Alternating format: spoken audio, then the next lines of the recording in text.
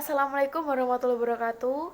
Saya Devi Nurmalasari, NIM 102190-108, dan rekan saya Billy Rinaldi, NIM 102190-101. Di sini kami dari kelompok 2 akan mempresentasikan tugas mata kuliah Manajemen Lembaga Keuangan Mikro Syariah dengan tema Bank Pembiayaan Rakyat Syariah. Baik, di sini saya akan menjelaskan mengenai konsep dasar dan sejarah BPRS. Kita harus tahu dulu apa sih singkatan dari BPRS. Jadi BPRS itu adalah Bank Pembiayaan Rakyat Syariah. Nah, menurut Undang-Undang Nomor 21 Tahun 2008 tentang Perbankan Syariah, Bank Pembiayaan Rakyat Syariah atau BPRS ini adalah bank syariah yang dalam kegiatannya tidak memberikan jasa dalam lalu lintas pembayaran gitu. Jadi pada intinya dapat dipahami bahwa BPRS adalah bank atau lembaga yang melaksanakan kegiatan berdasarkan prinsip syariah dan juga dalam kegiatannya tidak melayani lalu lintas pembayaran seperti halnya dengan perkreditan. Seperti itu memahami pengertian dari BPRS. Kemudian masuk dalam sejarah BPRS. Jadi, cikal bakal lahirnya Bank Syariah di Indonesia pertama kali dirintis dengan mendirikan 3 BPR Syariah, yaitu 1. PT BPR Dana Mardatilah Kecamatan Margahayu Bandung, 2. PT BPR Berkah Amal Sejahtera Kecamatan Banjaran Bandung, 3. PT BPR Amanah Rabaniyah Kecamatan Banjaran Bandung. Kemudian, pada tanggal 8 Oktober 1990, ketiga BPR Syariah tersebut telah mendapatkan izin prinsip dari Menteri Keuangan RI. Selanjutnya, dengan bantuan asisten teknis dan Bank Bukopin Cabang Bandung yang memperlancar penyelenggaraan pelatihan dan pertemuan para pakar perbankan. Kemudian, pada tanggal 25 Juli 1991, BPR Dana Mardatilah, BPR Berkah Amal Sejahtera, dan BPR Amanah Rabaniyah mendapatkan izin usaha dari Menteri Keuangan RI. Kemudian, perlu diketahui, untuk mempercepat proses pendirian BPR Syariah yang lain, dibentuk lembaga-lembaga penunjang, antara lain sebagai berikut. 1. Institute for Syariah Economic Development atau ISED. Jadi ISED ini bertugas melaksanakan program pendidikan atau pemberian bantuan teknis pendirian BPR Syariah di Indonesia, khususnya di daerah-daerah berpotensi gitu. Yang kedua, Yayasan Pendidikan dan Pengembangan Bank Syariah. Jadi, YPPBS ini membantu perkembangan BPR Syariah di Indonesia dengan melakukan kegiatan.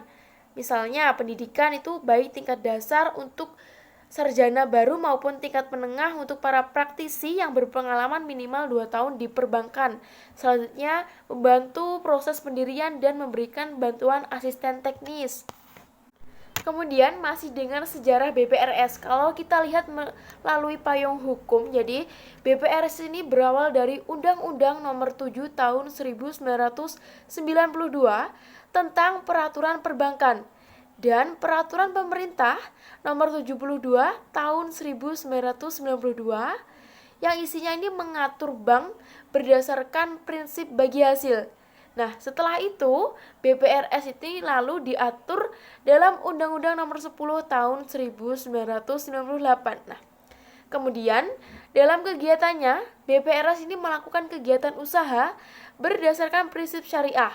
Kemudian diatur surat keputusan Direktur BI nomor 32 garing 36 garing KEP garing DIR garing 1992 tanggal 12 Mei 1999 mengenai bank perkreditan rakyat berdasarkan prinsip syariah.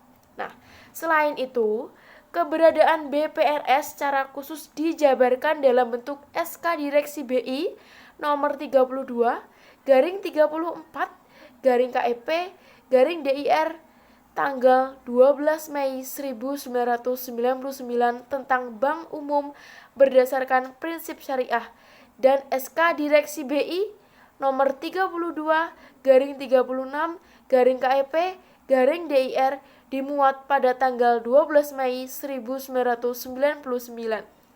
dan Surat Edaran BI nomor 32 garing 4 garing KPPB tanggal 12 Mei 1999 tentang Bank Perkreditan Rakyat berdasarkan prinsip syariah. Kemudian saya akan menjelaskan mengenai tujuan dan karakteristik BPRS. Jadi BPRS ini punya beberapa tujuan yang dikehendaki atau yang ingin dicapai gitu dalam rangka kegiatannya itu. BPRS punya tujuan gitu. Salah satunya adalah meningkatkan kesejahteraan ekonomi umat. Jadi bagaimana agar kesejahteraan umat atau masyarakat itu bisa tercapai, bagaimana agar umat atau masyarakat itu merasakan kesejahteraan itu adalah menjadi tujuan dari BPRS gitu. Selanjutnya adalah menambah lapangan kerja terutama di tingkat kecamatan sehingga dapat mengurangi arus urbanisasi. Jadi gini, kalau kita kekurangan pekerjaan maka masyarakat itu cenderung melakukan urbanisasi. Maka dari itu di sini BPRS memiliki tujuan menambah lapangan kerja agar dapat mengurangi arus urbanisasi gitu. Selanjutnya adalah tujuan dari BPRS itu adalah membina semangat ukhuwah Islamiyah melalui kegiatan ekonomi dalam rangka meningkatkan pendapatan per kapita menuju kualitas hidup yang memadai gitu. Jadi kalau kegiatan ekonominya itu maju lancar akan meningkatkan pendapatan per kapita sehingga dapat menuju kualitas hidup yang memadai begitu. Nah, selanjutnya tujuan dari BPRS sendiri adalah mempercepat perputaran aktivitas perekonomian karena sektor real akan bergairah seperti itu. Jadi, ada mempercepat perputaran aktivitas perekonomian gitu. Kemudian masih dalam materi tujuan dan karakteristik BPRS. Jadi, perlu diketahui dalam aktivitas operasional perbankannya berdasarkan Undang-Undang Nomor 21 Tahun 2008, Bank Pembiayaan Rakyat Syariah atau BPRS ini dilarang 1. Melakukan kegiatan usaha yang bertentangan dengan prinsip syariah. Tentu segala sesuatunya atau kegiatan operasional BPRS kan tadi berpedoman pada prinsip syariah. Jadi jelas pasti akan dilarang jika melakukan kegiatan usaha yang bertentangan dengan prinsip syariah gitu. Selanjutnya, dilarang menerima simpanan berupa giro dan ikut serta dalam lalu lintas pembayaran. Dilarang melakukan kegiatan usaha dalam valuta asing kecuali penukaran uang asing dengan izin Bank Indonesia. Kemudian juga dilarang melakukan kegiatan usaha perasuransian kecuali sebagai agen pemasaran produksi asuransi syariah. Selanjutnya, dilarang melakukan penyertaan modal kecuali pada lembaga yang dibentuk untuk menanggulangi kesulitan likuiditas Bank Pembiayaan Rakyat Syariah. Selanjutnya, juga dilarang melakukan usaha lain di luar kegiatan usaha yang telah diatur dalam undang-undang. Selanjutnya masih dalam tujuan dan karakteristik BPRS. Jadi agar semakin tahu tentang karakteristik BPRS, maka di sini saya akan memaparkan apa sih bedanya BPR konvensional dengan BPR syariah atau BPRS ini. Jadi gini, berdasarkan sistem operasional, kalau BPR konvensional itu tidak menggunakan prinsip syariah. Nah, sedangkan BPR syariah ini dijalankan berdasarkan nilai dan prinsip syariah. Jadi sudah jelas, sangat jelas sekali mengenai sistem operasionalnya ya. Kemudian dalam sistem keuangan, apa sih bedanya? Jadi kalau BPR konvensional dalam sistem keuangan ini menerapkan sistem bunga, bukan bagi hasil. Beda, kalau BPR syariah ini menerapkan sistem bagi hasil seperti pembiayaan mudharabah, musyarakah, murabahah, terus dan lain sebagainya seperti itu. Kemudian perbedaan yang ketiga mengenai menghimpun dana masyarakat. Jadi kalau BPR konvensional itu menghimpun dana masyarakat dalam bentuk deposito berjangka ataupun tabungan, sedangkan BPR syariah ini memiliki fungsi yang sama dengan BPR konvensional, namun berdasarkan perjanjian akad dan juga nilai syariah gitu. Kemudian perbedaan selanjutnya adalah mengenai investasi. Jadi kalau BPR konvensional ini nasabah boleh berinvestasi di semua usaha. Nah, kalau BPR syariah mengharuskan kegiatan usaha yang didanai tidak melanggar aturan dan kaidah syariah. Selanjutnya mengenai hukum yang berlaku.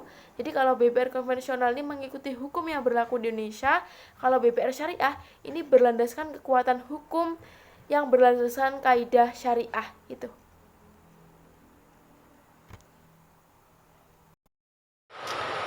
Assalamualaikum warahmatullahi wabarakatuh. Perkenalkan, nama saya Billy Renaldi, NIM 102190101. Di sini saya akan mempresentasikan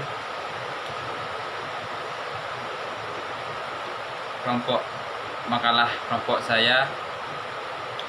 Saya akan menjelaskan strategi pengembangan BPRS.